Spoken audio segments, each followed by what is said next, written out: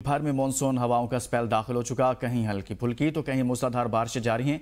आज के दिन शहर इक़्तिदार का मौसम कैसा रहेगा, जानते हैं नुमाइंदा ABN न्यूज़ अरशद शाह से।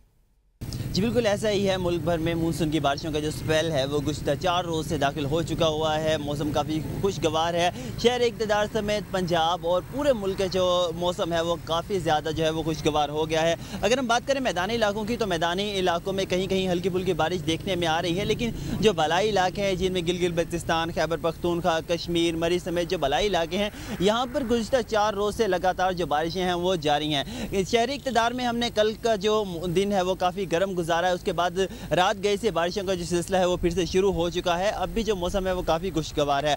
आज के अगर दिन की बात करें तो आज के दिन में कभी हमें सूरज आंखें दिखाता हुआ नजर आएगा, तो कहीं बारिश की जो हल्की फुल्की बूंदें हैं वो अपनी जो है सुहानी आवाज़ें बिखेरती हुई नजर आएंगी।